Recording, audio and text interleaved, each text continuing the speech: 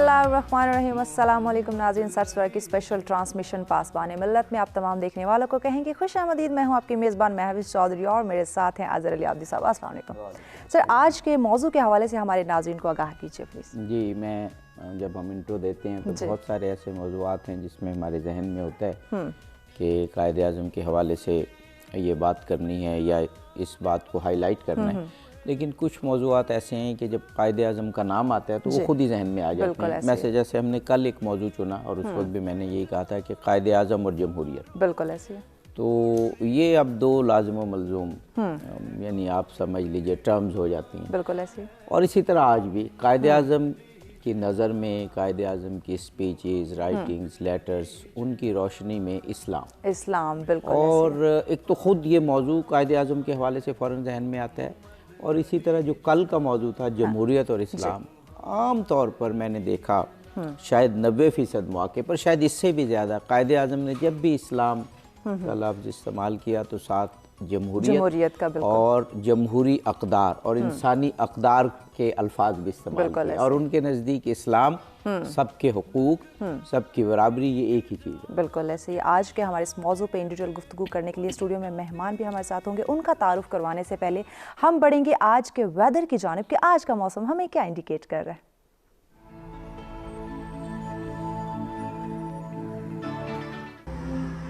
जी, सबसे पहले बात करते हैं इस्लामाबाद की, जहां ज़्यादा से ज़्यादा 20 डिग्री सेंटीग्रेड और कम से कम 7 डिग्री सेंटीग्रेड।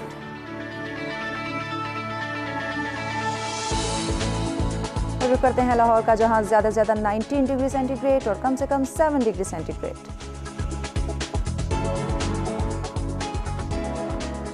कुछ बात हो जाए कराची की, जहां ज़्यादा से ज़्यादा 27 डिग्री सेंटीग्रेड और कम से कम 15 डिग्री सेंटीग्रेड।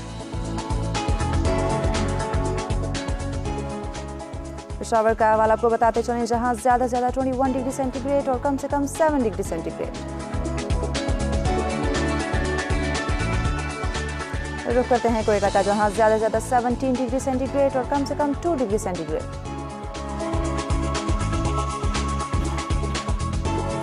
कुछ बात हो जाए गिलगित बल्तिस्तान की, जहां ज़्यादा से ज़्यादा 6 डिग्री सेंटीग्रेड और कम से कम -3 डिग्री सेंटीग्रेड।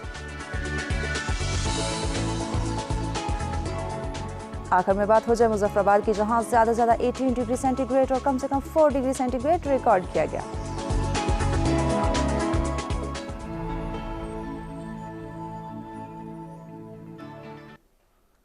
जो वेलकम बैक नाज़रीन, ये जानिए आपने मौसम की सूरत हाल। अब बढ़ते हैं स्टूडियो में मौजूद अपने मेहमानों की जानिब, उनका तारुफ करवाते हैं ताकि जल्द अज जल्द अपने मौजू पे आज इन डिटेल गुफ्तगू का आगाज़ किया जाए। जी आब्दी साहब। जी, आपने बिल्कुल सही फरमाया। हमारे साथ मौजूद हैं डॉक्टर नदीम अब्बास बलोच साहब। आप हमारे मुल्क की मारूफ यूनिवर्सिटीज़ में पढ़ाते हैं जी, और कुछ तहकीकाती इदारों से, रिसर्च के इदारों से भी आप मुंसलिक हैं। हमारे साथ एक और शख्सियत मौजूद हैं जो माहिर तालीम हैं, मिसेज़ प्रोफेसर कौसर नूर अफशीन साहिबा। आप बड़े मारूफ कॉलेज की प्रिंसिपल भी नहीं और इस तरह यूथ से आपका जी डायरेक्ट रब्ता रहा। और हमारे साथ प्रोफेसर काशिफ कम्बो साहब भी मौजूद हैं। आप भी तहकीकाती इदारों से वाबस्ता हैं, बल्कि आजकल एक इदारे को हेड करते हैं, और आप भी हमारे मुल्क की मारूफ यूनिवर्सिटीज़ में पढ़ाते रहे हैं और अभी भी पढ़ा रहे हैं। डॉक्टर नदीम अब्बास बलोच साहब, अभी मौजू तो है कि कायदे आज़म के बयानात की रोशनी में इस्लाम का तसव्वुर। तो कायदे आज़म ने तो जिद्दोजहदी मुसलमानों के लिए शुरू की। इस्लाम, मुसलमान, मुस्लिम, इस्लामी रियासत, मुस्लिम रियासत, इस्लामी शरीयत, टीचिंग्स ऑफ होली प्रॉफिट, ये वो अल्फाज हैं जो कायदे आज़म की तकारीर में बुनियादी हैसियत रखते हैं। अगर कायदे आज़म की तकारीर देखें तो इन्हीं जो मैंने ये 4-5 कॉन्सेप्ट्स अभी या अल्फाज या इस्तिलाहात इस्तेमाल की, इसके गिर्द घूमती हैं सारी तकारीर। बिस्मिल्लाहिर्रहमानिर्रहीम। आबिद साहब, बहुत शुक्रिया आपका कि आपने और सच टीवी ने हमें ये मौका फ़राहम किया कि कायदे आज़म रहमतुल्लाह अलैह के जो अय्याम हैं, इनमें हम आपकी शख्सियत और बिलखसूस इस्लाम के हवाले से जो आपके फरमूदात हैं, आपके बयानात हैं, और आपका एक विज़न है कि जो आप रियासत कायम करने जा रहे थे, वो कौन से वादे हैं, वो कौन से ख्वाब हैं जो उस वक्त जो इंडियन मुस्लिम्स थे उनको वो दिखा रहे थे।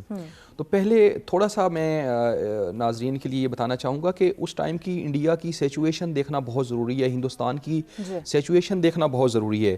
دیکھیں قائد اعظم رحمۃ اللہ علیہ نے جس شناخت پر زور دیا، جس آئیڈینٹی پر فوکس کیا، وہ مسلم آئیڈینٹی ہے. یعنی آپ نے پنجابی، سندھی، حالانکہ سندھی بھی مسلمان تھے، پنجابی بھی مسلمان تھے، بلوچ تو تقریباً موسٹ اکثریت مسلمان تھے، کے پی کے اور اس وقت کا جو سرحد ہے اس میں بھی مسلمز تھے، بنگال بھی اسی طرح تھے. آپ نے کسی لینگویج کی بیس پہ، کسی ٹرائب کی بیس پہ موومنٹ نہیں چلائی، اور نہ ہی آپ نے جو ہے وہ بعض اوقات ایسا ہوتا ہے کہ جیسے اکنامکلی کوئی کمیونٹی جو ہے وہ اگر اس طرح سے ہو جائے کہ بالکل نیچے چلی جائے معاشرے میں، تو اس کے لیے کوئی موومنٹ چلائی جاتی ہے.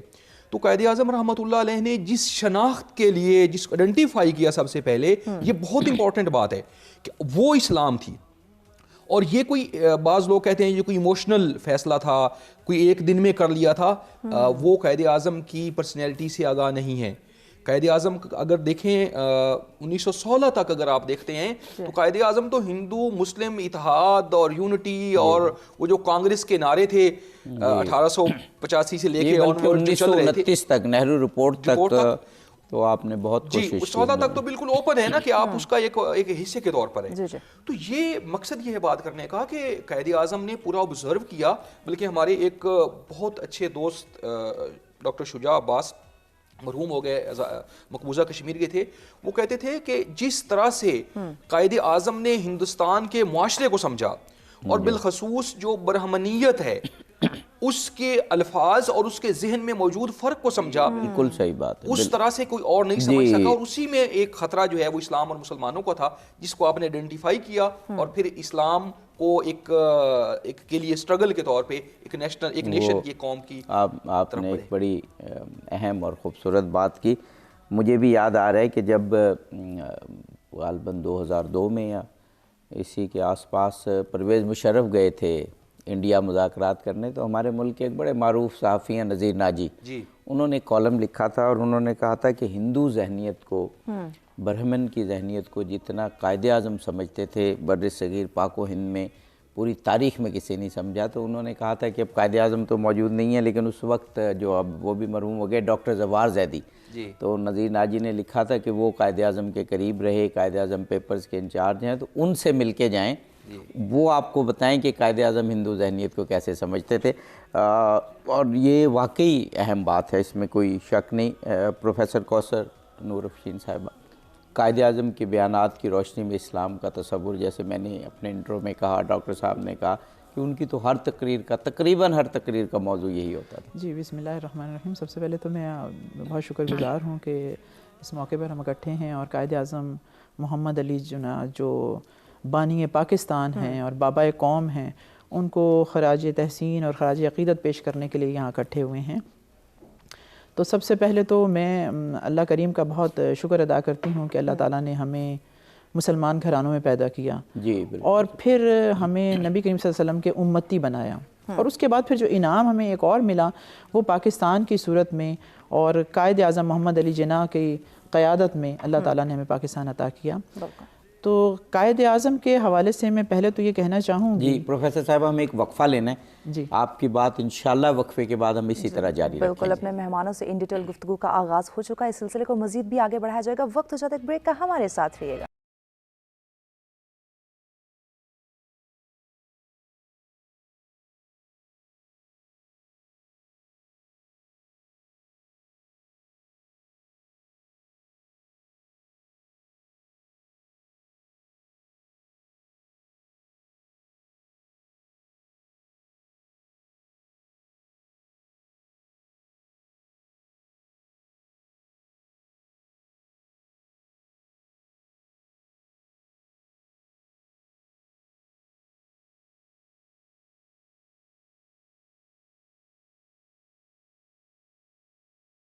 जी वेलकम बैक नाज़रीन, सर की स्पेशल ट्रांसमिशन पासबान मिल्लत में आप तमाम देखने वालों को कहेंगे खुशामदीद। अपने आज के मौजू पे इन डिटेल गुफ्तगू का आगाज़ हो चुका है। अगर आप भी आज के मौजू पे हमें ज्वाइन करना चाहें, अपनी राय का इजहार करना चाहें या फिर हमारे मेहमानों से कोई बात करना चाहें तो लाइव कॉल कीजिए, ज्वाइन कर सकते हैं। नंबर आपकी स्क्रीन पर दिए जा रहे हैं। इसके साथ साथ ओवरसीज़ पाकिस्तानी भी पार्टिसिपेट कर सकते हैं, अपनी राय का इजहार करना चाहते हो या फिर हमारे मेहमानों से कोई बात करना चाहते हो। जी आब्दी साहब, मेहमानों से गुफ्तगू के सिलसिले को आगे बढ़ाते हैं। मिसेस नूर अफशीन साहिबा, कौसर नूर अफशीन साहिबा बात कर रही थी कायद-ए-आज़म की इस्लामी थॉट्स के हवाले से। जी, मैं वक्फे से पहले यही कह रही थी कि कायद-ए-आज़म के अगर हम बयानात की रोशनी में ये देखें कि वो किस किस्म का पाकिस्तान चाहते थे, तो अगर हम तारीख़ का मुताला करते हैं तो हम उनकी तकारीर को जब देखते हैं तो जा बजा ऐसे बयानात और ऐसी उनके इरशादात मिलते हैं कि वाकई हम बड़े हैरान हो जाते हैं उनके विज़न को सुन के और देख के कि असल में वो क्या चाहते थे कि जो तारीख़ हमें बताती है कि कायद-ए-आज़म मुआशी, मुआशरती और अदल और मुसावात सब के लिए चाहते थे और उसके लिए तरीक़ाकार क्या इख्तियार करना चाहते थे कि जो पाकिस्तान या वो जो सरज़मीन हम हासिल करना चाह रहे हैं उसकी बुनियाद, उसकी असास इस्लाम पर हो। बिल्कुल। और इस्लाम के लिए उन्होंने 1948 की जनवरी की बात है कि एक तकरीब के दौरान तकरीर फरमाते हुए कहा, मैं उन्हीं के अल्फाज में बताना चाहूँगी आपको, कि उन्होंने वाज़ेह तौर पे बताया कि इस्लाम के उसूलों की बुनियाद एहतराम इंसानियत, आज़ादी और मुआशरती इंसाफ पर है। चंद इबादात या रसूमात का मजमुआ नहीं, बल्कि इस्लाम एक मुकम्मल ज़ाब्ता हयात है। अब जब उन्होंने यहाँ पे बिल्कुल स्टार्ट में ये बात बता दी कि इस्लाम पर हमने बुनियाद रखी है इसकी, हमें कोई ज़मीन का टुकड़ा इसलिए नहीं चाहिए कि हम अलग से रहना चाहते हैं और उसमें हम कोई अपनी तरीके से रहन सहन रखना चाहते हैं, नहीं, बल्कि हम इस्लाम के तरीके के ऐन मुताबिक बहुत आज़ादी के साथ जहाँ पे हम अमल कर सकें, जहाँ कोई किसी किस्म की रुकावट ना हो, वो ऐसी सरज़मीन चाहते थे, ऐसा ख़िता चाहते थे कि जो तमाम मुसलमान जो हैं वो अपनी इबादात ख़ास तौर पर बहुत अच्छे तरीके से कर सकें, लेकिन साथ ही वो चाहते थे कि सारे जो अक़लियती लोग भी यहाँ मौजूद हों वो भी उसी तरह मुसावात उनके लिए भी हो। इस्लाम के तमाम जो नुकात हम अपने लिए बेहतर समझते हैं उनके लिए। वाह, बहुत बहुत खूब। प्रोफेसर काशिफ कंबो साहब, अभी जो मिसेस प्रोफेसर कौसर नूर अफशीन साहब ने बात की, मुझे कायद-ए-आज़म की वो बड़ी मशहूर प्रेस कॉन्फ्रेंस याद आ रही है जो पाकिस्तान आने से पहले की, और सहाफ़ियों ने उनसे काफ़ी जिसको कहते हैं कि सख्त अंदाज में क्वेश्चन किए और कायद-ए-आज़म ने बड़े इत्मीनान से जवाब दिए। तो किसी एक सहाफ़ी ने पूछा कि ये पाकिस्तान जो है ये मजहबी रियासत होगी या गैर मजहबी रियासत होगी, तो कायद-ए-आज़म ने उससे पूछा, मुझे आपका सवाल नहीं समझ आया, आप क्या कह रहे हैं? तो उन्होंने कहा, जी मजहबी से हमारी मुराद ये है कि अक़लियतों को कोई आज़ादी नहीं होगी और मुसलमान जो है वो छाए हुए होंगे। तो कायद-ए-आज़म ने कहा कि मुझे ऐसे लगता है कि आपने इस्लाम का मुताला नहीं किया, आप इस्लाम का मुताला करें। एक इस्लामी मुमलिकत ऐसी होगी जिसमें सबको अपने अपने हुकूक बिल्कुल बराबरी पर मिलेंगे। फरमाइएगा। Sir, first of all I am truly grateful to such TV कि जिन्होंने कितनी अच्छी जो है वो सीरीज़ का इनेकाद किया। अल्लामा मोहम्मद इकबाल जी, आपके तशरीफ़ लाने का भी शुक्रिया। सर, जब हम इकबाल को और इकबाल की आइडियालॉजी को जब हम स्टडी करते हैं या उन्हें अंडरस्टैंड करना चाहें तो हमें रिलेटिवली अल्लामा मोहम्मद इकबाल जो इनके साथ अलाइड थे, इनके जो अलाइंस में थे, उनको स्टडी करना पड़ेगा, क्योंकि इनका ज़्यादातर जो थॉट्स हैं वो वहीं से ये खुद कायद-ए-आज़म ने भी कहा कि मेरे और इकबाल के थॉट्स जो हैं आखिरकार एक नतीजे पर पहुँचे और बड़ी ऑब्जर्वेशन और बहुत थॉट प्रोसेस के बाद मैं उसी नतीजे पर पहुँचा। एग्जैक्टली सर, इसमें 1930 और 32 के दौरान जो 2 ख़त लिखे गए अल्लामा मोहम्मद इकबाल की तरफ से, ये बड़े अहमियत के हामिल हैं और उन्होंने ये सारी चीज़ें उसमें जो है वो बड़ी वाज़ेह कर दी। जो कायद-ए-आज़म को ख़त लिखे गए अल्लामा इकबाल की तरफ से, उन्होंने कहा कि 3 असूल बुनियादी तौर पर उन्होंने दिए, इक्वालिटी, फेयर प्ले और जस्टिस। ये 3 चीज़ें होंगी। जी, कायद-ए-आज़म ये अल्फाज, ये तीनों बहुत इस्तेमाल करते हैं। हाँ जी, और ये अल्फाज वहीं से उन्हीं खतूत से ड्राइव किए जाते हैं नॉर्मली। और जब हम जिस तरह आपने जिक्र किया कि डेमोक्रेसी और इक्वालिटी सब के लिए होगी, जो डेमोक्रेसी का कॉन्सेप्ट कायद-ए-आज़म मोहम्मद अली जिन्ना का था वो वेस्टर्न डेमोक्रेसी से डिफरेंट था, जिसको वो कहते हैं कि जिस तरह कुरान पाक में जिक्र है वा तासिमू बिहब्लिल्लाहि जमीअन वला तफर्रकू, उसमें अल्लामा मोहम्मद इकबाल का एक शेर भी उसको नॉर्मली कोट किया जाता है کہ تمہاری تہذیب اپنے خنجر سے آپ ہی خودکشی کرے گی، شاخ نازک پہ بنے گا جو آشیانہ ناپائیدار ہوگا. اور اس لیے قائد اعظم محمد علی جناح بھی کہنے لگے کہ جو اسلام کا جو ڈیموکریسی کا کنسیپٹ ہے وہ تھیوکریسی نہیں ہوگا، وہ بنیادی طور پر ملائیت نہیں ہوگا، وہ اسلام کا وہ کنسیپٹ ہوگا جو 1300 سال پہلے آپ صلی اللہ علیہ وسلم نے دیا اور وہاں پہ اسے امپلیمنٹ کر کے دکھایا. تو جو ویسٹرن ڈیموکریسی یہ بیسیکلی کمرشلائزڈ ہے. جی جی. اور اس میں بیسیکلی کہا بھی قائد اعظم نے اپنی تقاریر میں کہا کہ جو ویسٹ میں ایکسپلائٹیشن ہو رہی ہے اور وہاں پر جو سسٹم ہے وہ ایکسپلائٹیشن کا سسٹم ہے اور ہمیں اس سے بچنا ہے. یہ تو بڑی مشہور ان کی جو 1 جولائی کو تقریر انہوں نے اسٹیٹ بینک کے حوالے سے کی تھی، اس میں کہا کہ ہر طرف ایکسپلائٹیشن ہے، لوگوں کو روٹی میں اثر نہیں، اور ویسٹرن جو سسٹم ہے وہ ایکسپلائٹ کر رہے ہیں. تو ہم ایک ایسا سسٹم بنائیں جو ماڈل کے طور پہ دنیا کو دکھائیں کہ دیکھو یہ وہ سسٹم ہے جس میں ایکسپلائٹیشن نہیں ہے. ایگزیکٹلی. جی. اور اسی تقریر جس کا آپ نے ریفر کیا، انہوں نے ایون کہ جو اکنامک سسٹم تھا، بیسیکلی سر جو ڈیموکریسی کی ایکسپلائٹیشن ہے وہ اکنامک سسٹم سے professor Dahl American Yale University کے پروفیسر ہیں، وہ کہنے لگے کہ American economy and American democracy will prospers as long as there are wars around the globe and we will sell our ideas our sort of democracy. اور اسی democracy کو پھر امپلیمنٹیشن انٹرنیشنل. بہت ڈاکٹر صاحب ایسے لگتا ہے، محسوس ہوتا ہے جیسے ابھی میں نے ایک پریس کانفرنس کا حوالہ دیا جس میں قائد اعظم نے صحافی کو کہا کہ لگتا ہے آپ نے اسلام کا مطالعہ نہیں کیا. قائد اعظم خود 1910 میں پہلی مرتبہ جب لیجسلیٹو کونسل انگریزوں نے بر صغیر پاک و ہند کو دی تو اس میں لیجسلیٹر یعنی ممبر منتخب ہوئے اسمبلی کے، اور پھر جو بل انہوں نے پہلے ہی پیش کیا وہ وقف کا بل تھا. تو قائد اعظم نے اس وقت سے اسلام کا کی پریکٹیکل امپلیمنٹیشن کا مطالعہ شروع کر دیا تھا، کیونکہ ظاہر ہے اس کے بغیر تو بل پیش نہیں کر سکتے تھے. تو لگتا ہے کہ اسلام کی جمہوری اقدار، فیئر پلے جیسے ذکر ہوا، اور ایکویلٹی، یہ آپ نے اسلامی تعلیمات کی ایک کور کے طور پہ ان کو سمجھا. بالکل ایسے ہی ہے. اور اسلام کی جو شناخت ہے اور اسلام سے جو محبت ہے وہ اس سے بھی اگر تھوڑا سا آپ پہلے چلے جائیں تو آپ نے جس کالج میں جس جگہ پہ جو ہے لندن میں ایڈمیشن لیا اس میں بھی دیکھا کہ حضور اکرم صلی اللہ علیہ وآلہ وسلم کا نام نامی لکھا ہوا ہے. تو یہاں سے آپ کے انٹرسٹ کا مذہب سے ریلیونٹ مذہبی پرسنالٹی سے اور آپ صلی اللہ علیہ وسلم سے اس کا اظہار ہوتا ہے. اچھا، دوسرا جو ہے جہاں تک آپ نے سوال کیا کہ انسانی اقدار کی جہاں تک بات ہے، دیکھیے اگر ہم اسلام کی فلسفی کو دیکھیں، قائد اعظم کی جو تقاریر کا انعکاس اگر ہم ان کو کہیں تو جتنی انسانی اقدار ہیں، جب آپ نے کہا کہ ہم 2 قومی نظریہ کی بنیاد پر ملک لے رہے ہیں تو اس کا مطلب یہ نہیں ہے کہ جو دوسری قومیں ہوں گی ان کو ہم ڈسکریمنیٹ کریں گے. وہاں پورے کا پورا آپ کے اگر جتنے وہ ہیں لیکچرز ہیں یا جتنے آپ کی تقاریر ہیں آپ ان کے مجموعہ دیکھیں تو انہوں نے مذہب کا حق، فیئر پلے جس طرح سے بات ہوئی وہ، اور ایون یہاں تک کہ آپ نے جو کابینہ جو پہلی بنائی یعنی آپ نے جو اس کو امپلیمنٹ کرنے لگے تو وہاں پہ دیکھیں تو ایک ہندو جو ہے ہمیں قانون دان کے طور پہ، ایک وزیر قانون کے طور پہ نظر آتے ہیں. صحیح بات. تو قائد اعظم جو ہے وہ، اور دوسرا ان کی اگر ہم بات دیکھیں تو وہ جب اسلام کا نام لے رہے تھے عابدی صاحب، تو یہ بہت امپورٹنٹ ہے یہ نقطہ کہ وہ کوئی اس معاشرے میں پیسے ہوئے آدمی نہیں تھے. جی جی. آج میں صبح دیکھ رہا تھا کہ آج اگر اس ٹائم پہ آپ کی پراپرٹیز کو اگر ابھی بیچا جائے، سیل کیا جائے یا مارکیٹ میں پیش کیا جائے تو $1.6 بلین کی پراپرٹیز قائد اعظم اس وقت بھی رکھتے تھے. ہم ایک بریک لینا اس بات کو جاری رکھیں. بریک سے واپس آ کے اپنے مہمانوں سے ان ڈیٹیل گفتگو کے سلسلے کو مزید بھی آگے بڑھائیں گے. ہمارے ساتھ رہے گا. ملتے ہیں ایک شارٹ بریک کے بعد.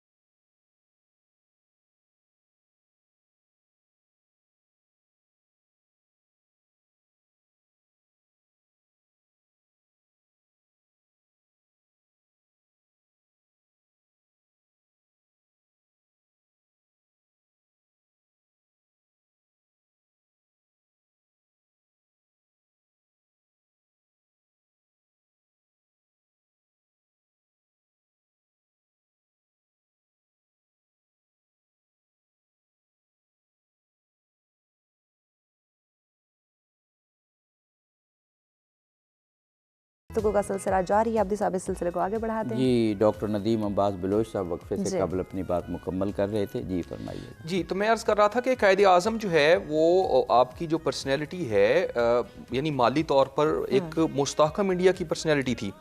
इसके बावजूद आप उनके नज़रियात की बुनियाद, जो आज का हमारा टॉपिक है, देखें हर जगह पे आपको इस्लाम नज़र आएगा। मसलन उन्होंने दो कौमी नज़रिए पर कौमियत का नज़रिया दिया, और आपने और आपकी जो टीम थी और इल्लामा इकबाल रहमतुल्लाह अलैह का जिक्र हुआ, आपने मज़हब की बुनियाद पर कौम के तसव्वुर को, मैं कहता हूँ, पूरी मुस्लिम उम्मा के लिए वाज़े किया कि अगर हम उम्मत हैं, अगर हम कौम हैं, तो वो किन बुनियादों पर हैं। और हमारी ये शनाख्त जो है, क्योंकि हर एक नज़रिया सिर्फ अहम नहीं होता, उस शनाख्त के जो परतों हैं, उस शनाख्त के जो असरात हैं, उस शनाख्त की जो वजूहात हैं, उनको भी जिक्र किया। और आपने बताया कि जब हिंदुस्तान में किसी पहले मुसलमान ने, पहले इंसान ने इस्लाम को कबूल किया था, तो एक नई कौम मार्ज़े वजूद में आई थी। वो कौम अपनी इबादात में अलग थी, वो अपने खाने पीने में अलग थी, वो अपने कल्चर और तहजीब में अलग थी। ये बहुत इंपॉर्टेंट बात है कि कायदे आज़म का जो नज़रिया कौम है, उसकी बुनियाद, कल्चर किस बुनियाद पर था? इस्लाम की बुनियाद पर था। तहजीब किस बुनियाद पर थी? इस्लाम की बुनियाद पर थी। और इससे भी अगर आप आगे बढ़ें तो कायदे आज़म ने जहाँ भी आइन का जिक्र किया, और जब भी सहाफ़ियों ने पूछा कि आपका आइन क्या होगा, आपका दस्तूर क्या होगा, आपका निज़ाम हुकूमत क्या होगा, आप इस नए बनने वाले मुल्क को चलाएंगे कैसे, तो कायदे आज़म कभी कन्फ्यूजन का शिकार नहीं हुए कि हम बनाएंगे, हम जमहूरियत होगी तो उसमें हम अपना आइनी एक असम्बली बनेगी और उसमें हम फिर देखेंगे कि कौन से अक्सरियत क्या चाहती है। आपने सीधा, आपका जवाब था, हमें हमारा दस्तूर, हमारा कानून जो है वो कुरान है। और आज से 1350 साल पहले बार बार ये 1350 साल का वर्ड जो है बार बार फरमाया कि हो चुका है। जी, और ये भी बताते, जब भी ये जिक्र किया, ये कहा कि जैसे इस्लाम की तालीमात 1300 साल पहले काबिल अमल थी, इसी तरह आज भी यकीन है। प्रोफेसर साहब, आप फरमाइएगा कि अभी जो डॉक्टर नदीम अब्बास बलोच के आखिरी जुमलों में भी ये बात थी कि कायदे आज़म जब भी बात करते थे तो ये तो वो ज़रूर कहते थे कि आइन और कानून साज असम्बली बनाएगी और मैं उसके बारे में राय नहीं दे सकता, लेकिन उन्होंने ये कहा कि ये मैं ज़रूर जानता हूँ कि वो शरीयत, इस्लाम और कुरान की जो बुनियादी तालीमात हैं, और जिनको वो दूसरी जगह उन्होंने इंसानी अक़दार भी कहा, उस आस्पेक्ट्स को वो ज़रूर समझे हुए होगी। हाँ जी, बिल्कुल। कायदे आज़म के हवाले से अगर हम बात करते हैं ना, तो उनके अंदर कायदाना सलाहियतें कूट कूट के भरी हुई थीं। और एक कायद के लिए ये बहुत ज़रूरी होता है कि वो अपने मकसद से अवेयर हो, फुली अवेयर हो, उसके पास नॉलेज हो, और फिर उसके पास करेज भी हो वो करने का। तो वो मुझे ये बिल्कुल लगता है कि उन्होंने इस्लाम का मुताला बहुत गहरे अंदाज में किया था। वो जानते थे कि ये सब कुछ जो है ये एप्लीकेबल है। जो 1300 साल की हमेशा वो बात करते थे कि उससे पहले ये सब कुछ हो चुका है। जैसे आपने इरशाद किया था कि उन्होंने एक तकरीर के दौरान ये भी कहा था कि जब सहाफ़ियों ने उनसे सवाल किए होंगे प्रेस कॉन्फ्रेंस के दौरान जमहूरियत के हवाले से, तो उन्होंने कहा कि मुझे शुबा होता है कि तुमने इस्लाम का मुताला नहीं किया। मतलब उनका यही था, क्लियर था कि उनका माइंड क्लियर है कि जमहूरियत होगी तो वो भी इस्लामी, उन्होंने मुताला किया होगा, बिल्कुल मुताला किया होगा।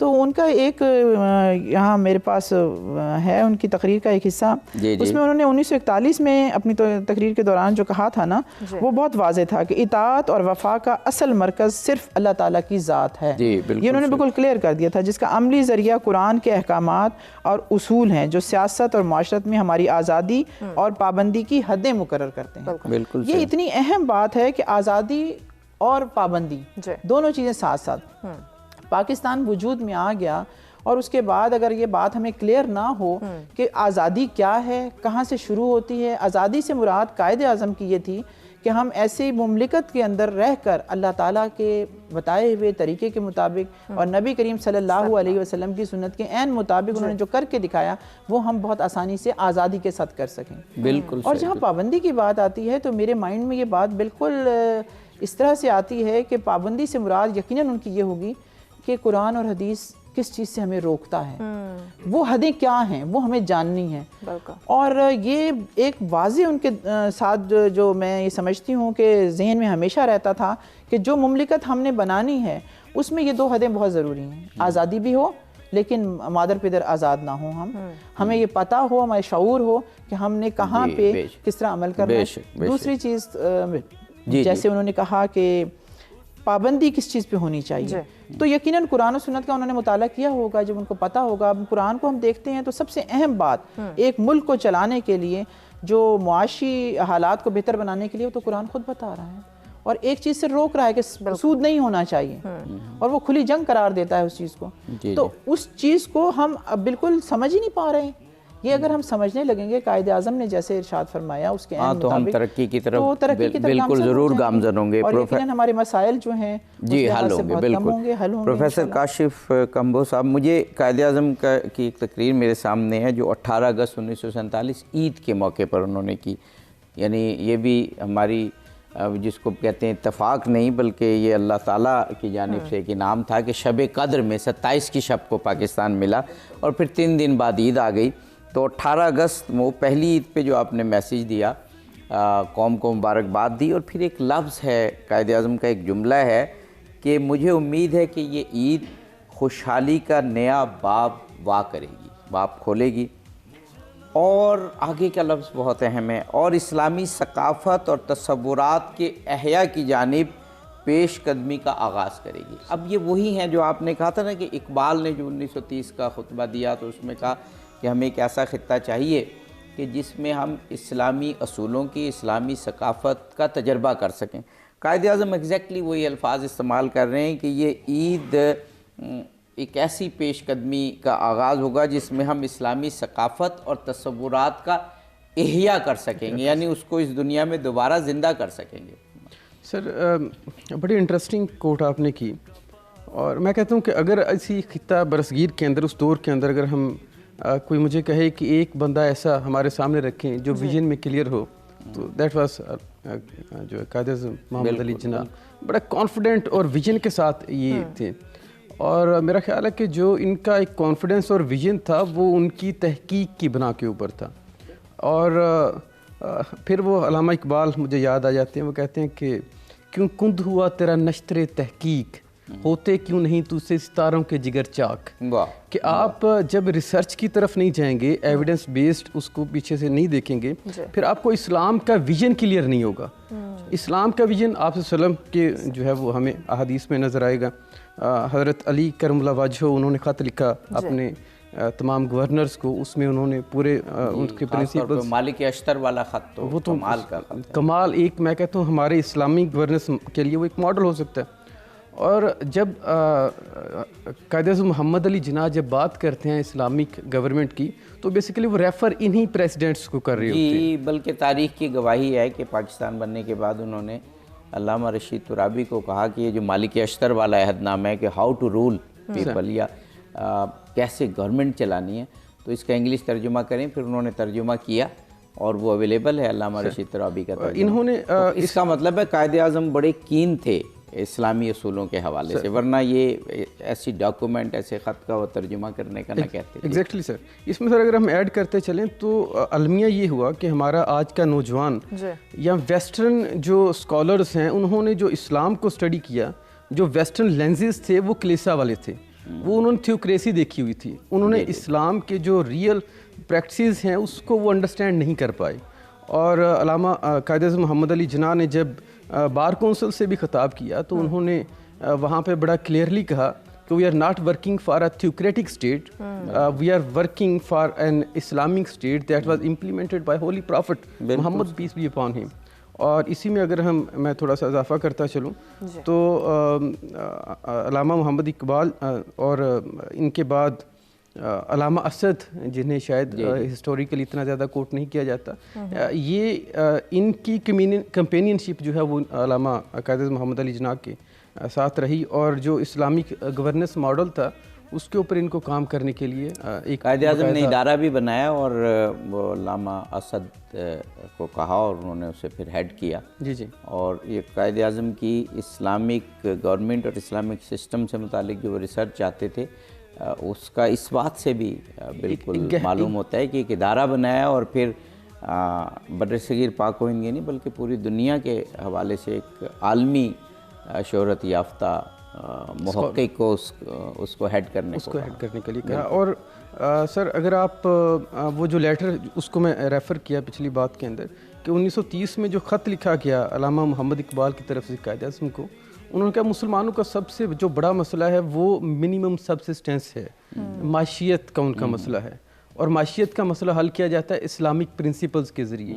آپ اسلامک جو آپ کا اکنامکس ہے اسے امپلیمنٹ کریں. جی 1936 اور 37 میں 13 خط ایکسچینج ہوئے سر، وہ چھپ بھی چکے ہیں، جس میں اقبال اور جی اور اسی کی معذرت آپ کی بات کٹ کی، اسی کی بیس کے اوپر جو آپ نے تقریر ریفر کی 1948 والی اسٹیٹ بینک آف پاکستان کی جو انیگوریشن ہوئی، اس میں انہوں نے کہا کہ جو اسلامک ملک ہم بنا چکے ہیں اور یہاں کے جو تمام ادارے ہیں، یہاں کا جو اکنامک سسٹم ہے وہ بھی اسلامک پرنسپلز کے اوپر بیس کرے گا. بالکل. اور یہ شاید انہی لیٹر سے ہی ان کی ایک وہ جو سوچ بنی. اور یہ آپ نے بڑا صحیح کہا کہ قائد اعظم کے تھاٹس کو سمجھنا ہو اور اقبال کے تھاٹس کو، تو جو 1936 اور 37 کے درمیان، یعنی آخری لیٹر اقبال کا جو مجھے یاد پڑ رہا ہے کہ نومبر 37 میں گیا، یعنی ان کی وفات سے 3-4 ماہ پہلے. تو وہ ہمیں بتاتے ہیں کہ کس طرح سے اقبال کی تھاٹس اور جناح کی تھاٹس، قائد اعظم کی تھاٹس آپس میں ایکسچینج ہوا اور پھر ایک کنسنسس پہ پہنچے. اور جب یہ لیٹر چھپے 1943 میں، تو قائد اعظم نے اس کا پریفیس لکھا اور اس میں انہوں نے لکھا کہ ہم دونوں ایک ہی نتیجے پر پہنچے کافی جد و جہد اور آبزرویشن کے بعد. یقیناً اب جیسے مہمانوں کے ساتھ گفتگو کے سلسلے کو آگے بڑھائیں گے، چونکہ ایک بریک کی جانب ہم بڑھنے ہیں. بریک کے بعد اس گفتگو کو، اس ٹاپک کو مزید بھی آگے بڑھایا جائے گا. ہمارے ساتھ رہیے گا، ملتے ہیں ایک بریک کے بعد.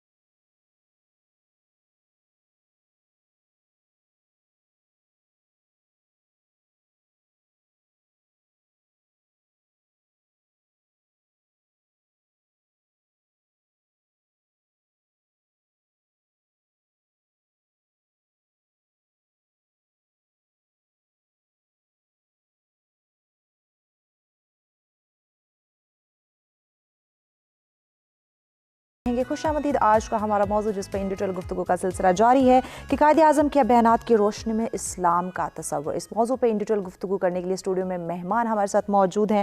پروفیسر ڈاکٹر ندیم عباس بلوچ صاحب ہمارے ساتھ ہیں، پروفیسر کوثر نور صاحبہ ہمارے ساتھ ہیں، اور پروفیسر کاشف صاحب ہمارے ساتھ ہیں. آپ تینوں مہمانوں کا بہت شکریہ، آپ نے ہمیں جوائن کیا. جی عابد صاحب. جی ڈاکٹر ندیم عباس بلوچ سے وقفے کے بعد شروع کرنا چاہوں گا. ابھی جو بات وقفے سے قبل پروفیسر کاشف کمبو صاحب سے ہو رہی تھی کہ پہلا عید کا جو پروگرام تھا، پیغام تھا حضرت قائد اعظم محمد علی جناح رحمۃ اللہ علیہ کا، وہ یہی تھا کہ اب ہمیں ایک منزل مل گئی ہے اور اب ہم اسلامی ثقافت اور تعلیمات کا احیاء یہاں پر کریں گے. جی عابدی صاحب دیکھیے، قائد اعظم کو جیسے ہی پاکستان بنا، چیلنجز کا ایک سیلاب تھا میں کہتا ہوں جو ملا، کہ مہاجرین دھڑا دھڑ آ رہے تھے اور جس حالت میں وہ آ رہے تھے وہ آج بھی ناقابل بیان ہے کہ جس طرح لٹے پٹے اور مصائب اور آلام کا شکار. ہمارے پاس وسائل کی کمی تھی، ہمارے پاس ایڈمنسٹریشن تک نہیں تھی، ہمارے پاس دفاتر تک نہیں تھے، کچھ بھی نہیں تھا. اور ایسے میں قائد اعظم کی جو لیڈرشپ ہے وہ کیا سوچ رہی ہے؟ وہ سوچی کہ ہم اسلام کا جو نظام ہے، ہم جو اسلامی تعلیمات ہیں، ہم وہ معاشرے میں کیسے امپلیمنٹ کر سکتے ہیں. اور یہ اس کا ایک بیک گراؤنڈ ہے کہ کیوں قائد اعظم یہ سوچ رہے تھے. عابدی صاحب، پاکستان کی پوری جو اگر ہم 40s سے سٹارٹ کریں اور 47 تک آئیں، یہ جو 7 سال کا پیریڈ ہے، اس کو بر صغیر کی تاریخ میں ریولوشنری پیریڈ کہا جاتا ہے کہ یہ انقلابات کا زمانہ ہے کہ آئے دن اتحاد تبدیل ہو رہے تھے، پارٹیاں تبدیل ہو رہی تھیں، نیا ایک طرح سے ایک نیا جو ملک بنتا ہوا نظر آ رہا تھا. کچھ اس کے مخالف ہو گئے تھے، کچھ اس کی حمایت میں ہو گئے تھے.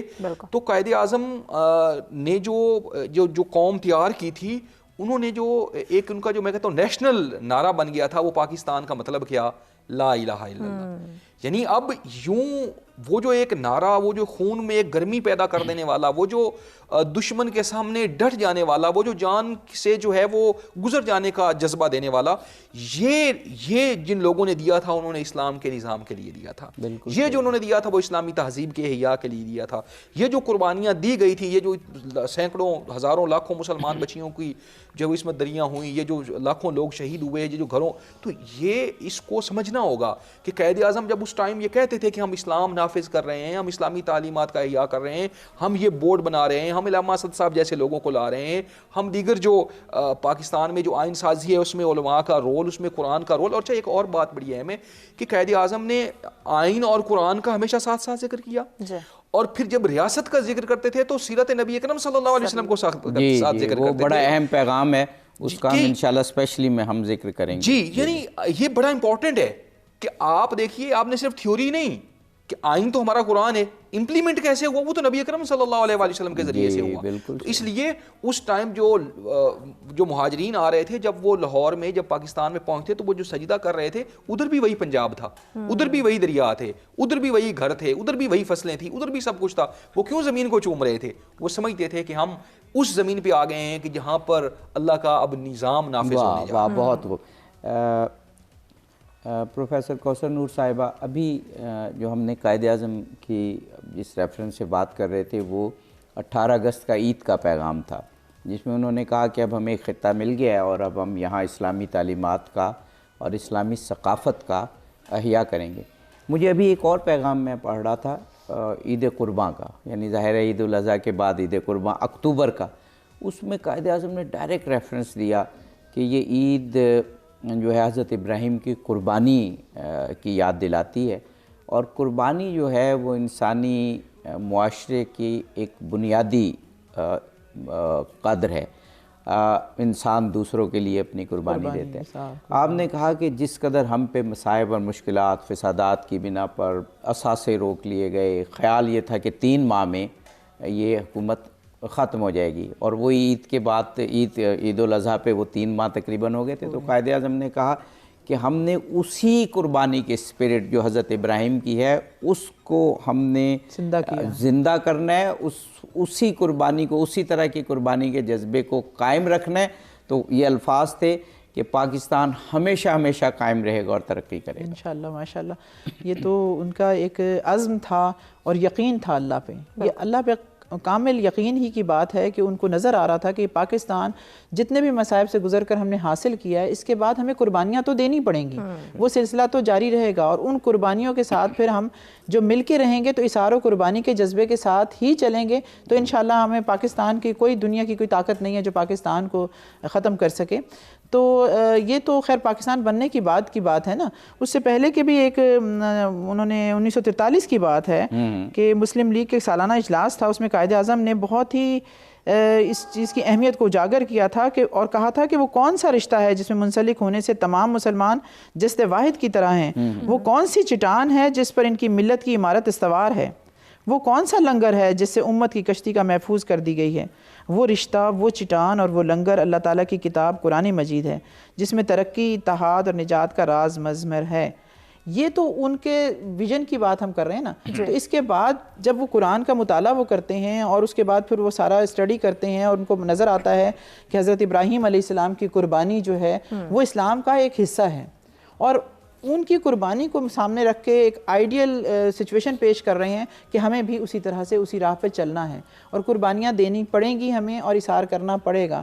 تو الحمدللہ کہ آج بھی پاکستان کے اندر جتنا بھی ہم سمجھیں کہ وہ معیار نہیں ہے جتنا ہونا چاہیے، لیکن پھر بھی یہ اثار اور قربانی کا جذبہ آج بھی زندہ ہے. یعنی آپ بہت جگہ پہ دیکھتے ہیں کہ جہاں کوئی ایسے مسائل آتے ہیں، کوئی زلزلہ آ گیا، کوئی اور پرابلم ایسے آ گئے تو پوری قوم کھڑی ہو جاتی ہے. یہ تو ریکارڈڈ بات ہے کہ جتنی فلنتھراپی پاکستان میں ہوتی ہے اور جتنے جو ہے وہ اثار پاکستان میں ہوتا ہے سخاوت کے اعتبار سے، پیسے کے اعتبار سے، وہ پاکستان دنیا کے اولین ممالک میں ہے. یہی میں سمجھتی ہوں کہ یہ وہی قربانیوں کا سلسلہ ہے جو ہمارے رگ و پے میں موجود ہے، جس کی وجہ سے یہ قربانی دینا کوئی ہمارے لیے مشکل نہیں لگتا. پوری منحاص القوم میں بات کر رہی ہوں کہ جہاں پہ بھی اختلافات ہوں گے مختلف جگہوں پہ, لیکن کوئی ایسا معاملہ آتا ہے تو ساری قوم اکٹھی ہو جاتی ہے اور قربانی دینے کے لیے تیار ہوتی ہے. بے شک. پروفیسر کاشف کمبو صاحب, مجھے یہ اب 2 عیدوں کی تو ہم نے بات کی, تیسری عید میلاد النبی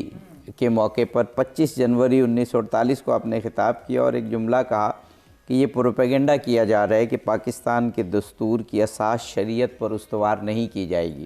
قائد اعظم نے فرمایا آج بھی اسلامی اصولوں کا زندگی پر اسی طرح اطلاق ہوتا ہے جس طرح 1300 برس پیشتر تھا.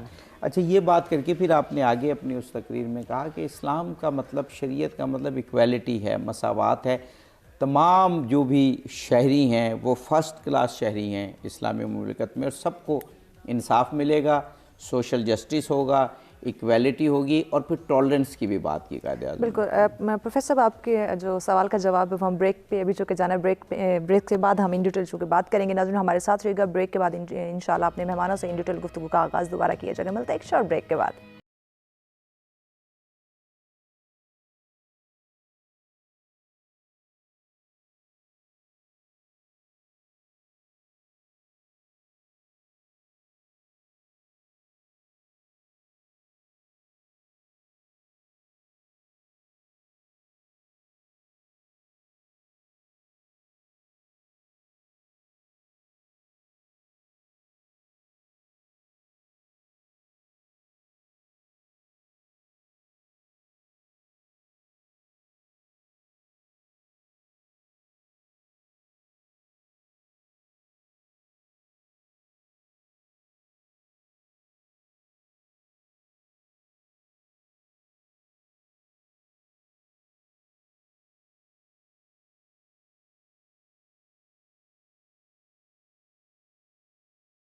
آج کا ہمارا موضوع اس پہ ان ڈیٹیل گفتگو کا سلسلہ جاری ہے. عابدی صاحب آگے بڑھاتے ہیں سلسلے کو. پروفیسر کاشف کمبو صاحب سے میں نے سوال کیا تھا کہ قائد اعظم نے یہ 25 جنوری 1948 عید میلاد النبی کے اپنے تقریر میں بار ایسوسیشن سے تھی, غالباً کراچی بار ایسوسیشن سے, اس میں انہوں نے یہ کہا کہ اگر کوئی یہ پروپیگنڈا کر رہا ہے کہ پاکستان کا نظام شریعت پر استوار نہیں ہوگا تو میں اسے واضح کر دینا چاہتا ہوں کہ پاکستان کا نظام شریعت پر استوار ہوگا. بالکل ایسے. لیکن اس کے بعد انہوں نے آگے کہا کہ اس سے غیر مسلموں کو اور ملک کے ایسے شہری کے جو مسلمان نہیں ہیں ان کو خوفزدہ ہونے کی ضرورت نہیں ہے, کیونکہ اسلام کا نظام ایگزیکٹلی الفاظ یہ ہیں عین جمہوریت پر مبنی ہے اور وہ سب کے حقوق کا خیال رکھتا ہے. جی جی. ایک چیز تو جس طرح ہم نے بات کی کہ جو ہمارے قائد اعظم محمد علی جناح تھے یہ ویژن میں بہت کلیئر تھے. ان کا کانفیڈنس اسی ویژن کی وجہ سے تھا چونکہ ان کی تحقیق تھی اور انہوں نے جو اسلامک گورننس کا ماڈل ہے اس کو اسٹڈی کیا ہوا تھا, اس کی امپلیمنٹیشنز کو اسٹڈی کیا ہوا تھا. اور جو ٹاورنگ پرسنالٹیز تھیں انٹلیکچوئلس کی اس دور کے اندر, علامہ اسد اور علامہ محمد اقبال ان کے کمپینینز تھے, تو وہاں سے انہوں نے بہت سی چیزیں ان سے ڈرائیو کی. قائد اعظم محمد علی جناح کی شخصیت میں ایک ایوولوشن ہے اور اس ایوولوشن کو ہم سرچ کر سکتے ہیں علامہ محمد اقبال کے ساتھ جب ان کے انٹیکشنز ہوتی ہیں, جیسے ابھی ہم ڈسکس کر رہے تھے. قائد اعظم کا ایک کوٹ بڑا جو ہے وہ کوٹ کیا جاتا ہے اسلام آباد کے اندر بھی بہت سی جگہوں پہ آپ کو, فیتھ یونٹی اینڈ ڈسپلن. کئی جگہ پہ اس کو یونٹی فیتھ اینڈ ڈسپلن لکھا جاتا ہے, وہ غلط ہے. مشرف صاحب کے دور میں اسے بہت سی جگہوں پہ ٹھیک بھی کیا گیا. یہ فیتھ یونٹی اور ڈسپلن ہے. اس کی ایک لیکسی ہے, علامہ محمد اقبال کا ایک شعر ہے, یقین محکم عمل پہم محبت فاتح عالم, جہاد زندگانی میں یہی ہیں مردوں کی شمشیریں. کہ وہ جب اس کو شروع کرتے ہیں وہ یقین محکم فیتھ سے شروع کرتے ہیں, اور اسی فیتھ جو فیتھ ہے وہ چونکہ انہوں نے بارہا جیسے پروفیسر صاحبہ نے بھی اپنی بات میں ذکر کیا کہ وہ فیتھ جو ہے وہ قرآن کا فیتھ ہے. وہ فیتھ جو آپ صلی اللہ علیہ وسلم نے جو احادیث کی صورت میں ایک ڈیوائن ریولوشن کی صورت میں جو ہے وہ اسی فیتھ کو بارہا, وہ کہتے ہیں کہ جب فیتھ آئے گا تو آپ کی سوسائٹی کے اندر یونٹی آئے گی اور اس یونٹی کے ساتھ فردر آپ معاشرے کے اندر ایک ڈسپلن. بیسیکلی تو یہ ہے کہ 3 اصول جو ہیں ان تینوں پہ عمل کرنا ہے. ہاں جی, وہ بعض اوقات ہم اس ڈیبیٹ میں پڑ جاتے ہیں, آپ صحیح کہہ رہے ہیں, کچھ اسکالرس کا یہ خیال ہے کہ قائد اعظم نے دونوں ترتیبوں سے ان کی تقاریر میں یہ ہے، لیکن بہرحال اگر فیتھ پہلے ہے یونٹی تو اس پہ عمل تو کرنا ہے نا، یقیناً۔ اچھا ڈاکٹر صاحب، ایک قائد اعظم کا اسی عید میلاد النبی کے پیغام کا ایک مختصر سا میں یہ کوٹ کرنا چاہوں گا، اور پھر آپ تینوں مہمانوں سے رائے انشاءاللہ لیں گے، کچھ وقفے سے قبل کچھ وقفے کے بعد۔ اسلام نہ صرف رسم و رواج، روایات اور روحانی نظریات کا مجموعہ، بلکہ اسلام ہر مسلمان کے لیے ایک ضابطہ بھی ہے جو اس کی حیات اور اس کے رویے بلکہ اس کی سیاست و اقتصادیات وغیرہ پر محیط ہے۔ یہ وقار، دیانت، انصاف اور سب کے لیے عدل کے اعلیٰ ترین رسولوں پر مبنی ہے۔ ایک خدا اور خدا کی توحید اسلام کے بنیادی اصولوں میں سے ایک ہے۔ اسلام میں ایک آدمی اور دوسرے آدمی میں کوئی فرق نہیں ہے۔ مساوات، آزادی اور یگانگت اسلام کے بنیادی اصول ہیں۔ میرا خیال ہے اگر کوئی ہمیں یہ کہے کہ 4-5 جملوں میں اسلام کو بیان کرنا ہے تو یہ 25 جنوری 1948 کا جو خطاب ہے اس کا یہ اقتباس ہم بہت اطمینان کے ساتھ پیش کر سکتے ہیں۔ بہت عابدی صاحب خوبصورت آپ نے جو ہے وہ فرمان جو ہے قائد کا پیغام کی صورت میں جو تھا اس کو بیان کیا۔ واقعاً اسلام کا اتنا مختصر اور اتنا جامع تعارف کہ اس میں آپ دیکھیے بلیو سسٹم پورا آ گیا کہ خدا پر ایمان۔ تو یہ اگر ہم کہیں کہ جو پاکستان کی پوری موومنٹ تھی اس میں جو چلی تو ایک جذبہ جس کے اوپر یہ جو تحریک ہے جس کی بنیاد پر چلی وہ جذبہ ایمانی ہی تھا۔ اور پھر دوسرا، ایک آدمی اور دوسرے آدمی میں کوئی فرق نہیں، یعنی آدم کی اولاد میں، اور یہ رسول کا خطبہ تھا جی ایسے ہی کسی گورے کو کالے پر، کسی کالے کو گورے پر کوئی فضیلت۔ اچھا یہ آپ سب آدم کی اولاد ہیں، رسول اللہ نے۔ اچھا یہ 2-3 بار اس بات کا ذکر ہوا کہ اصل میں جب ہم اسلامی نظام، اسلامی سسٹم کی بات کرتے ہیں تو اس پہ بہت سارے سوالات کھڑے کر دیے جاتے ہیں جی پھر نان مسلمز کا کیا ہوگا۔ تو یہ عجیب بات ہے کہ اگر ہم کہیں امریکی قانون تو اس میں مسلمان، نان مسلم، کرسچنز، نان کرسچنز کا کوئی کویسچن نہیں آتا۔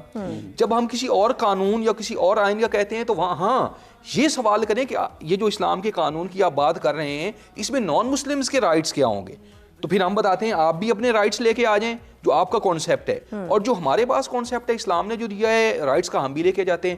اگر اس میں ایکویلٹی نہ ہو، اگر اس میں ایکول اپرچونٹیز نہ ہوں، اگر اس میں ایکول رسپانسبلٹیز بھی ایون نہ ہوں تو پھر ہم ذمہ دار ہیں۔ آپ دیکھیے وہ بے شمار اگزامپلز ہیں، نبی اکرم صلی اللہ علیہ وسلم کے خطبے کی طرف آپ نے اشارہ کیا، جو نجران کا ایگریمنٹ ہے اس میں جو آپ صلی اللہ علیہ وآلہ وسلم نے جو مسیحوں کو جو رائٹس اور حقوق دیے، تو قائد اعظم جب بات کرتے ہیں انسانی برابری کی بات کرتے ہیں، جو ہیومن ایکویلٹی کی بات کرتے ہیں، وہ قرآن کی، نبی اکرم صلی اللہ علیہ وآلہ وسلم کی کے جو وہ سرمنز ہیں ان کی، اور آپ کے جو ایگریمنٹس ہیں ان کی بات کرتے ہیں کہ دیکھو یہاں ایکویلٹی کی بات ہے، یہاں پہ سارے آپ کو جو مذہبی رائٹس ہیں، آپ کو کسی کو چرچ جانا چاہے، آپ کی تقریر بھی ہے، کوئی چرچ جانا چاہے ہمیں اس پہ کوئی مسئلہ نہیں ہے، کوئی گردوارے جانا چاہے ہمیں اس پہ کوئی مسئلہ نہیں ہے، کوئی مسجد جانا چاہے ہمیں اس پہ کوئی مسئلہ نہیں ہے۔ تو اصل میں جو اسٹیٹ اور ریاست جو ہے جو جس کا قائد اعظم کانسیپٹ دیتے ہیں وہ ایک آزاد ریاست ہے۔ سے بالکل۔ پروفیسر کوثر نور صاحبہ، یہ اس جو میں نے اقتباس پیش کیا اس کا آخری جو جملہ ہے وہ یہ ہے کہ مساوات، آزادی اور یگانگت اسلام کے بنیادی اصول جی، اور اس سے وہ بتا رہے ہیں کہ ہم ایکچولی یہ سسٹم نافذ کرنا چاہتے ہیں۔ جی بالکل، جو قائد اعظم محمد علی جناح کا ویژن تھا وہ ہم سب اسی پہ بات کر رہے ہیں، اور بڑا کلیئر تھا، اسلام کے بنیادی جو اصول ہیں وہ ان کو بھی بہت کلیئر تھے۔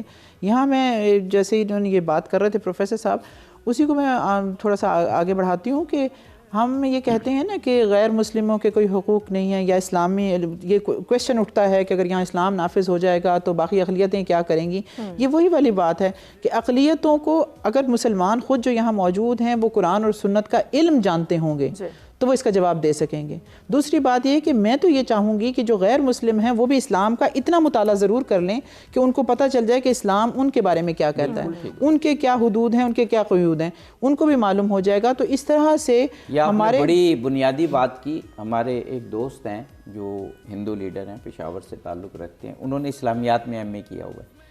اب وہ جہاں بھی بیٹھتے ہیں وہ کیونکہ اسلامی تعلیمات کو سمجھتے ہیں، وہ اتنے کانفیڈنس کے ساتھ بات کرتے ہیں کہ اسلام میں تو ये था। इतने हुकूक दिए हुए हैं कि कोई सोच नहीं सकता। तो आपकी बात की एक अमली सूरत हमारे एक दोस्त की सूरत में मौजूद है। जी जी बिल्कुल, मैं यही चाहूँगी, बल्कि मैं अहले इक़्तिदार को भी इस प्रोग्राम के तवस्सुत से ये कहना चाहूँगी, उनसे रिक्वेस्ट करूँगी कि वो सबसे ज़्यादा ज़ोर जो है वो तालीम पे दें, और तालीम कौन सी? कुरान की और सुन्नत की। और ख़ुद भी मैं कहती हूँ कि हम जिस जगह पे भी मौजूद हैं, हमें ये ज़ाहिर बात है कि इल्म में इजाफ़ा होते रहना चाहिए। जितना हम डीपली इसको स्टडी करेंगे अल्लाह के कलाम को, तो ये तो एक बना बनाया दस्तूर हमारे पास मौजूद है, और इसके बाद तो कोई भी हमारे मसला है वो इसके अंदर हल उसका मौजूद है। हमारी अक़लियतें हों, हमारे और मसाइल हों, हमारे माशी मसाइल हों, हमारे घरेलू मसाइल हों, इन सब का हल वहाँ पे मौजूद है। बेशक बेशक। तो ये इसमें सबसे अहम बात यह है कि हमारा मुताला जो है कुरान का बहुत सही ज़रूरी है। कायदे आज़म ने जब ये कहा कि ये लोग, बल्कि एक और लफ्ज़ कायदे आज़म ने यूज़ किया, एक तो प्रोपेगेंडे का, एक कहा कि वो लोग गुमराह हैं जो ये उनकी तकरीर में ये अल्फाज हैं कि वो लोग गुमराह हैं जो ये कहते हैं कि पाकिस्तान का जो निज़ाम है वो शरीयत पर उस्तवार नहीं होगा। लेकिन फिर आगे कहते हैं कि जो मसावात है, आज़ादी है और यगानगत है, ये इस्लाम के बुनियादी असूलों में से। सर, आप अगर इस्लाम के मॉडल को स्टडी करें तो इस्लाम ने जो इनिशली सबसे शुरू के अंदर जो हमें नज़र आती हैं चीज़ें, उसमें मसावात को कायम किया गया माशरे के अंदर, और इंसान को और इंसानियत को कदर दी गई, रिस्पेक्ट दी गई। और इसी फ़लसफ़ा को लेके इवन कि जब हम गैर मुस्लिम्स की बात करते हैं तो जो इस्लामिक स्टेट ऑफ मदीना थी उसमें सबसे ज़्यादा जो प्रोटेक्शन दी गई वो नॉन मुस्लिम्स को दी गई, ताकि उनको एक रोल मॉडल देना था रहती दुनिया के लिए। और इन्हीं चीज़ों को अल्लामा मोहम्मद इकबाल और कायद-ए-आज़म मोहम्मद अली जिन्ना जब इन्होंने विजुलाइज़ किया और स्टडी किया, और उसी की रेप्लिकेशन उन्होंने करनी चाहिए 1947 में after the Inception of Pakistan के। और दे were very clear in their vision कि जब पाकिस्तान को हम इसका जो आइन बनेगा, बल्कि 40s के बाद जो नारा लगना शुरू हुआ, पाकिस्तान का मतलब क्या जो है वो ला इलाहा इल्लल्लाह, दस्तूर रियासत क्या होगा। ठीक है प्रोफेसर, आपकी बात को आगे बढ़ाएंगे, एक ब्रेक की जानिब हमें बढ़ना है। ब्रेक के बाद इंशाल्लाह अपने मेहमानों से इन डिटेल गुफ्तगू का आगाज़ करते हैं। हमारे साथ रहेगा, मिलते हैं एक शॉर्ट ब्रेक के बाद।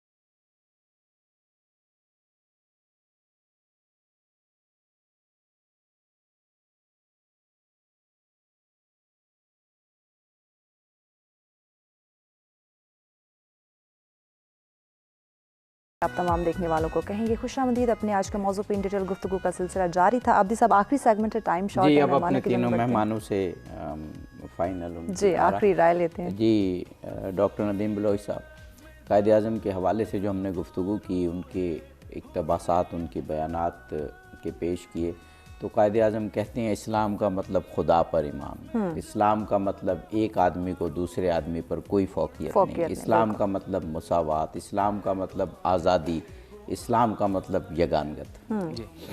देखिए, बहुत खूबसूरत आपने जो है वो आज का जो गुफ्तगू थी हमारी, उसका लुब-ए-लुबाब निकाला। कायद आज़म की जो तालीमात हैं वो बड़ी वाज़ेह हैं। इस्लाम और इस्लाम की तालीमात, मेरी गुजारिश ये होगी कि कायद आज़म क्योंकि सिर्फ अक़वाल नहीं देखे गए, बल्कि उनकी पूरी ज़िंदगी भी हमारे सामने एक नमूना अमल के तौर पर है, तो हमें चाहिए कि जिस तरह से उन्होंने कहा कि मसावात होगी, हमें भी अपने माशरे में कोशिश करनी चाहिए कि हम उस मसावात को इम्प्लीमेंट करने की कोशिश करें। जैसे आपने कहा कि तमाम जो अक़लियतें हैं और तमाम जो गैर मुस्लिम्स हैं, जो मुसलमान नहीं है, जो सिटीज़न्स, उनको भी इक्वल राइट्स होंगे, تو پھر ہمیں اس پر عمل بھی کرنا چاہیے. آپ دیکھیے کہ یہ قائد اعظم کے پاکستان کے میں ہونے والا کوئی بھی ایک واقعہ کہ جس میں بین الاقوامی میڈیا اور پاکستان دشمن قوتیں پاکستان کا منفی چہرہ دنیا کے سامنے پیش کرتی ہیں, اگر یہ ہوتا ہے تو یہ ہمارا قصور ہے. ہمیں گریبان میں جھانکنا چاہیے کہ وہ 1400 سال پہلے جو آقائے نامدار تعلیمات دے کے گئے تھے, اور وہ تعلیمات کے جن کو نافذ کرنے کے لیے ہمارے لاکھوں بزرگوں نے اپنے جانوں کی قربانی دی, اور جس کے لیے ہم نے لانگ سٹرگل کی کہ ہم ایک کنٹری حاصل کریں گے, ایک ملک حاصل کریں گے. ہمیں چاہیے کہ ہم ایک جو اپنا قدم اٹھائیں, بالخصوص ینگ جو لوگ ہیں جذبات میں نہ آئیں. قائد اعظم, ہر بات قائد اعظم کی ریشنل ہے, ہر بات ریشنل ہے, عقل کے پیمانوں پہ ہے, لہٰذا ہمارا مذہب اسلام بھی عقل کے پیمانوں پہ ہے. اس لیے ہمیں چاہیے کہ جب کوئی واقعہ, کوئی اگر بالفرض کوئی اس طرح کی سچویشن بن رہی ہے, تو ہمیں جو ہے وہ ہمارا جو ریئیکشن ہے وہ ایسا ہونا چاہیے کہ ہمیں معلوم ہونا چاہیے کہ اس پر میری اپنی پرسنالٹی پہ کیا اثر ہوگا, میرے معاشرے پہ کیا اثر ہوگا, میرے ملک پہ کیا اثر ہوگا. اور دوسری بات کہ قائد اعظم کی تمام جو تعلیمات ہیں وہ انڈر دا امبریلا آف اسلام ہیں, تو ہمیں یہ چاہیے کہ ہم ایسے مسلمان بنیں کہ جو خود سب سے پہلے اپنی پرسنالٹی کو ڈیولپ کریں, اپنی فیملی کو ڈیولپ کریں, اپنی گلی محلہ یا اپنا جو علاقہ ہے اس میں اپنا پازیٹیو کردار ادا کریں, اور ہر ایک جس حیثیت میں جس پوزیشن میں ہم بیٹھے ہوئے ہیں ہمیں چاہیے کہ ہم اپنا پازیٹیو رول پلے کریں, تاکہ ہمارا پاکستان 80 سال ابھی ہونے کو ہیں تقریباً جو ہے پاکستان بنے ہوئے, 75 ایئرس تو گزر چکے, تو ہمیں چاہیے کہ ایسا پاکستان ہم یہاں بنانے کی کوشش کریں کہ جس کا خواب ہمارے بزرگوں نے دیکھا. بالکل یقیناً. جی پروفیسر کوثر نور افشین صاحب, بالکل اب اختتام پہ ہم پہنچ گئے ہیں, تو یہاں سے ہمیں کچھ پوائنٹس ایسے ضرور لے کر اٹھنا چاہیے جو واقعی عمل میں آ جائیں ہمارے. اور اتنے خوبصورت جو ارشادات ہیں قائد اعظم کے, وہ ظاہر بات ہے کہ وہ انہوں نے کہاں سے حاصل کی ہیں, نبی کریم صلی اللہ علیہ وسلم کی ذات سے انہوں نے نتیجہ نکالا. اور آج کل ایک بہت پازیٹیو چیز جو مجھے گورنمنٹ کی نظر آ رہی ہے کہ یہ رحمت للعالمین جو اتھارٹی بنا رہے ہیں, وہ اگر اس کو پازیٹیولی یوز کیا گیا تو وہ ساری جو گورنمنٹ کی ذمہ داری ہے وہ اس ادارے پر آ جائے گی, اور اس کے اندر جو موجود لوگ ہوں گے وہ اس کو لے کر قائد اعظم کے ویژن کو لے کر آگے چلنا ان کے لیے بہت آسان ہو جائے گا. لیکن بہت ذمہ داری کی بات ہے, کیونکہ قرآن و سنت کے مطابق عمل کروانے کا ایک اور ہمیں موقع مل رہا ہے. تو جیسے انہوں نے بات کی پروفیسر صاحب نے کہ ہمیں اپنے عمل میں تبدیلی لانی ہے, ہم نے باتیں بہت کرتے ہیں, ہم منحاص القوم بھی, اور ہم اسٹڈی بھی کرتے ہیں, لیکن عمل کی جب بات آتی ہے تو یہ تو قائد اعظم نے خود ایک جگہ فرمایا تھا کہ ہم پاکستان اس لیے حاصل کر رہے ہیں کہ ایک تجربہ گاہ کے طور پر اس کو استعمال کیا جائے کہ اسلام کو امپلیمنٹ کر کے دکھایا جائے.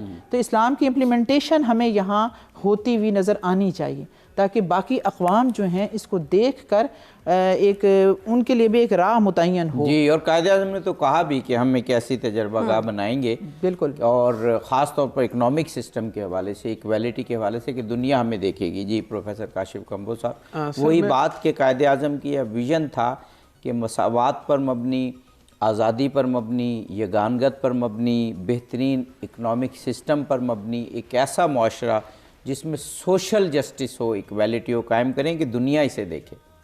سر بالکل, قائد اعظم محمد علی جناح کا جو ایک ویژن تھا وہ ایک ایسے پاکستان کا ویژن تھا جو دنیا کو لیڈ کرتا ہوا نظر آئے, اور اس کا ہمیں بارہا ان کی اسٹیٹمنٹس کے اندر نظر بھی آتا ہے. اور خاص طور پر نوجوانوں کے حوالے سے قائد اعظم محمد علی جناح بہت کانشیس تھے. 1947 کے بعد مسلم اسٹوڈنٹ فیڈریشن کا ایک وفد ان کے پاس گیا کہ اب ہم کیا کریں, تو قائد اعظم محمد علی جناح نے انہیں فرمایا کہ آپ اپنی کیپیسٹی بلڈنگ کریں, اپنی تعلیم کے اوپر دھیان دیں. اور جب آپ کی, اب دیکھیں وہ پوری ایک قوم کو لیڈ کرنے کے لیے ان کو پیغام دے رہے ہیں کہ نوجوانوں کی پرائم ریسپانسبلٹی ان کی کیپیسٹی بلڈنگ ہونی چاہیے. اچھا, اس کے بعد جب قائد اعظم محمد علی جناح کی لائف کا ہم مطالعہ کرتے ہیں تو ہمیں نظر آتا ہے بڑی ڈسپلنڈ لائف گزاری انہوں نے, اور جتنی بھی ان کی لائف سٹرگل ہے وہ کانسٹیٹیوشنل ہے. چاہے جائے کہ وہ کوئی بھی 1935 کا کانسٹیٹیوشن تھا, کبھی زندگی میں وائلیشن نہیں کی, اور اسی کانسٹیٹیوشن کے اندر رہتے ہوئے جو پولیٹیکل رائٹس تھے, سوشل رائٹس تھے, ان کو انہوں نے اچیو کیا. اور پاکستان کا 73 کا کانسٹیٹیوشن یہ تو بڑا ایک ماڈل کانسٹیٹیوشن ہے ہماری اس بہت صحیح آپ نے بات کی کہ قائد اعظم نے جو کہا تھا کہ ہمارا دستور ایکویلٹی پر مبنی ہوگا لیکن شریعت پر استوار ہوگا, تو کوئی شک نہیں کہ 1973 کا آئین جو ہے وہ قائد اعظم کی جو سوچ ہے اس کا آئینہ دار ہے. ہمیں نہ صرف اس آئین کو قائم رکھنا چاہیے بلکہ بڑی راسخ طریقے سے اس की स्पिरिट पर अमल करना चाहिए। मेहमान गिरामी का शुक्रिया अदा करते हैं। बड़ी खूबसूरत गुफ्तगू, बड़े मौजू पर रह के गुफ्तगू। बिल्कुल जी, आप मेहमानों को बहुत शुक्रिया, आपने हमें ज्वाइन किया। कल नाज़रीन दोबारा आपसे मुलाकात होगी कायद-ए-आज़म से मुतालिक एक और अहम मौजू के साथ, जिसके ज़रिए हम अपनी और अपनी नौजवान नस्ल की और अपने कौम के हर फ़र्द की बेहतर रहनुमाई कर सकते हैं। इसी के साथ हमें दीजिए इजाज़त, अल्लाह निगहबान।